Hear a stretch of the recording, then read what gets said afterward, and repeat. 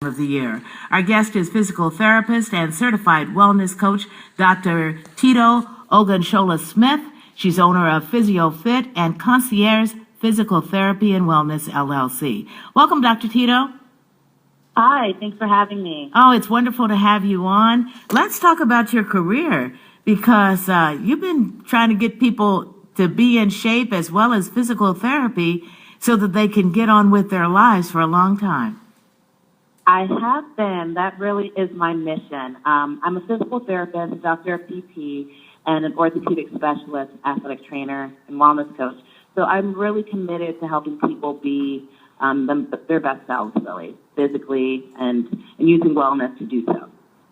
And we all know that winter is a tough time for those of us who, get to the point where we're really almost closed in. If you live someplace like California or Florida or Arizona, you're going to be out pretty much active all the time.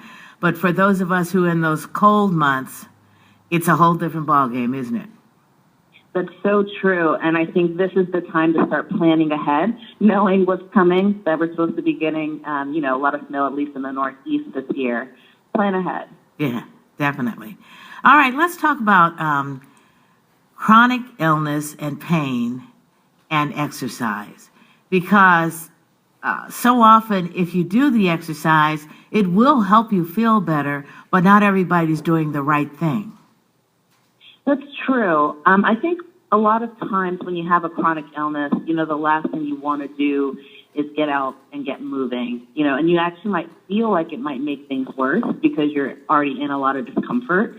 But like you alluded to, there's just a lot of research to suggest that physical activity and exercise can have pain-relieving effects as well as improving emotional, issues such as depression and other psychosocial issues.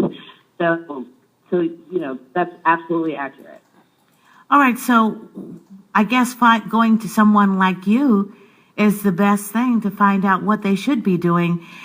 Because even though there's physical therapy that may have been put out by a doctor or something like that, so often you need more than, say, what the insurance is paying for.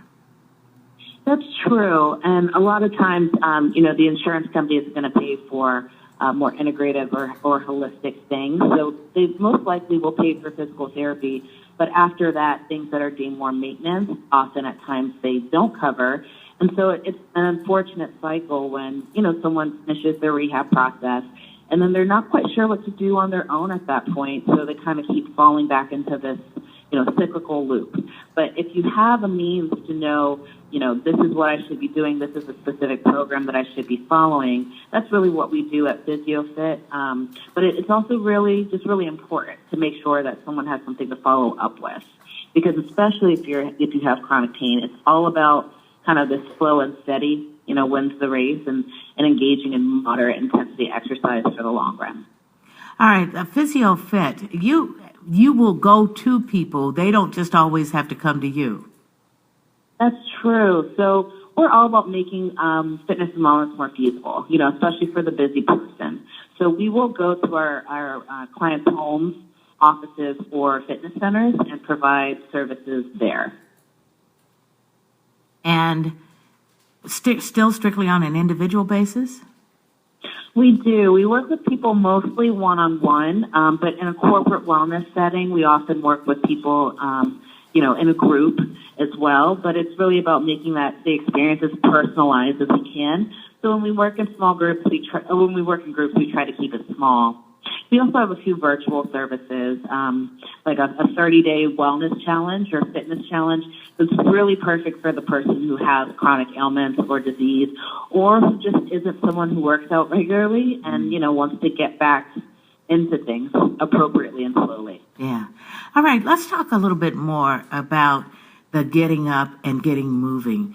One of the things you say and point out is avoid bed rest unless absolutely necessary. And so often the doctor, I know when you got a cold or something, you should be doing a little bit of bed rest. But anything else beyond that, you really should be moving. That's true. And I think, back in the day, and we're not really talking that long ago, I would say maybe 10, 15 years ago, say someone had an acute episode of back pain, the first thing they would be told is to just